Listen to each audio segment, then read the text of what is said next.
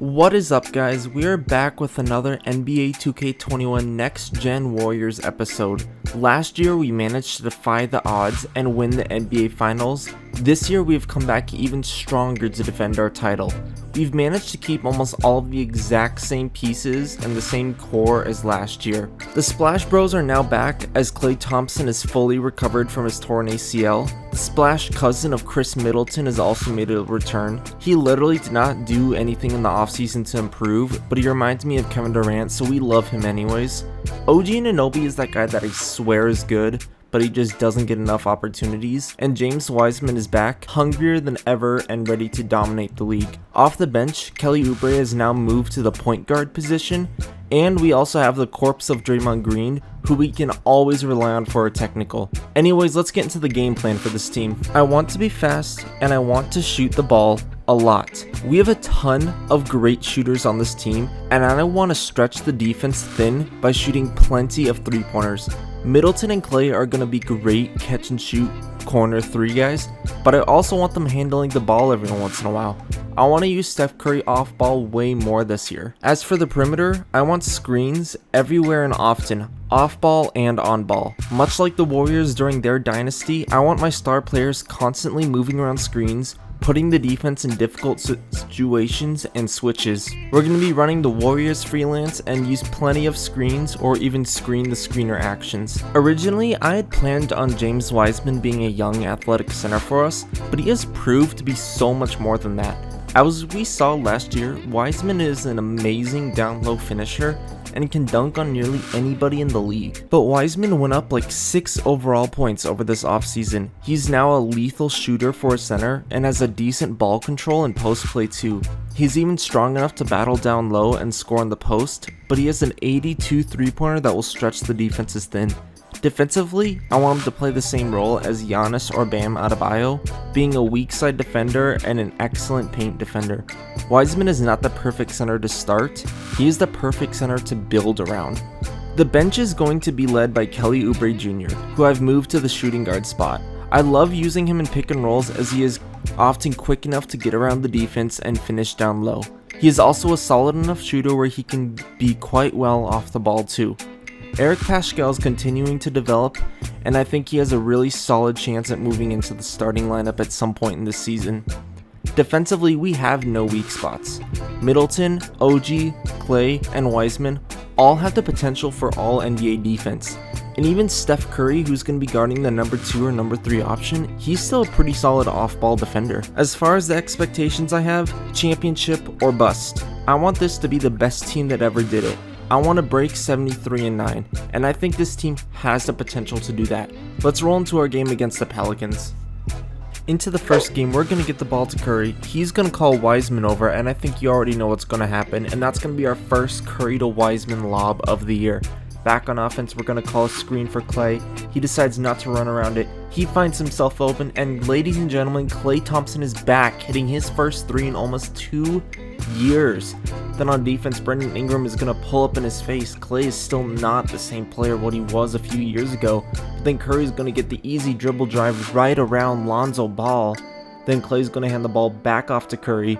Curry's going to call a Wiseman screen, and I think you already know what's going to happen here. I am so good at this. I should just make some 2K tutorials. Look at that spacing, man. Back on offense, Curry's going to dribble around his guy. He's going to find Wiseman open when the defense collapses. Wiseman hits the easy layup. He already has 6 points. We're going to hand the ball off to Oubre. Oubre pump fakes once, dribbles to the right, and he's going to get the and one layup. That guy is so cheesy at point guard.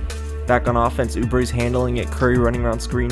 Exactly what I want, using Curry off the screens. He's a bigger threat off ball than when he has the ball. But right there, he shows he can do it too, and he hits the step back. And we're going to come back, bang it off of Brandon Ingram, and that's actually going to find Chris Middleton wide open. We're going to end the quarter on a crazy run as James Wiseman spins around the mismatch. Into the second quarter now, Chris Middleton, he gets the nice crossover for the easy finish, but Eric Gordon is going to come back with the tough mid-range pull-up. Our cheesy point guard, Kelly Oubre, he's going to take it, hit Lonzo Ball with the crossover, and he's going to come back and once again dunk over Lonzo Ball. This man is broken at the point guard. Jackson Hayes couldn't do anything to stop him. Now the Pelicans are going to take the ball back on offense. I can hear LeVar cheering from the stands now, trying to get Lonzo traded to a bigger market team. They're going to hand the ball off to Zion. Zion's going to dribble around OG Anunoby, but AJ McGuire, the rookie, in his first game manages to block Zion Williams. And then in one of his first games back, Klay Thompson and JaVale McGee showed that they still have the same connection. And then right there, OG Anunoby made a great bounce pass to Steph Curry. Curry has been completely devastating to use off ball. Here we're going to run a floppy set to try and get Kelly Oubre open. Oubre, he's going to find it, but decides not to take the three. We're going to roll that into a pick, and once again, that perfect spacing allows Oubre to finish. On the fast break, Curry's going to hit the corner three, and that puts us up 41-35 at the half. Starting up the second half, Derrick Rose has found himself on the Pelicans, and he's going to go right back to his old form, hitting the mid-range pull-up over our defense. But we're going to come back and find Chris Middleton in the corner. Here, Wiseman's going to get the big rebound, and then ends the poor Steven Adams with that dunk.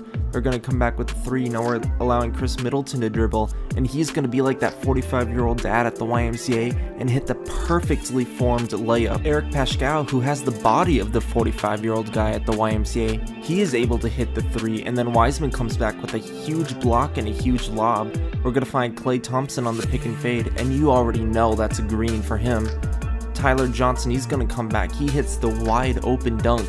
Now we're up 4 with a few minutes left in the third. Curry comes back. He gets the simple layup, but Brandon Ingram is fighting to try and keep his team in this game.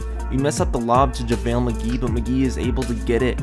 Gets the easy layup. Klay Thompson hits a nasty behind the back and then nails that one right in the face of Steven Adams. And then Kelly Oubre, just as cheesy as he is with the ball, using him as a screener and having him roll to the basket can be just as deadly. I love using this guy at the guard positions. He's now guarding Brandon Ingram. Ingram is going to stand around not knowing what to do for a second. I try bringing some help over with JaVale McGee, and McGee is able to get the block but not the rebound. Once again, back out to Ingram in the corner. Ingram, he's going to go through. He pulls up at the elbow, and this is now just a 9-point game. Then another tough finish right over JaVale McGee, but Tyler Johnson, he's going to come back with the two-handed dunk. We're going to find Klay in the corner. Klay gets just enough room. That's another three for him. And now we're going to find a three wide open. Curry hesitated for a second. He's able to do it. The Splash Bros are able to close this one out, and we're able to win our first game of the year 89-75. Alright, and that is all for this one. The Splash Bros absolutely dominated this game. Klay Thompson was hitting catch and shoot shots just like prime Klay back in 2016.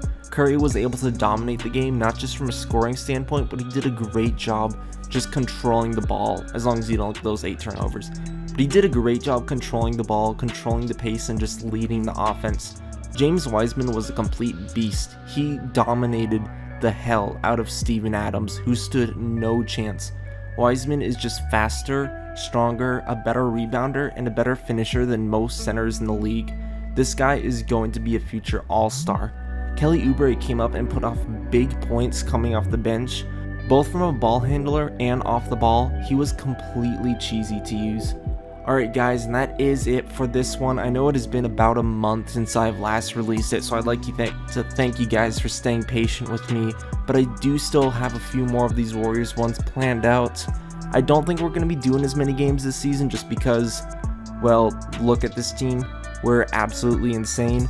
So I'm hoping to get that out in the next few days. We're going to be simming to the All-Star break. Currently we're sitting around 6-0, and I honestly think we have a chance for doing a lot better than that. So I'd like to thank you guys for the support. If you liked what you saw, make sure to hit the like button and subscribe to the channel to stay up to date with future content.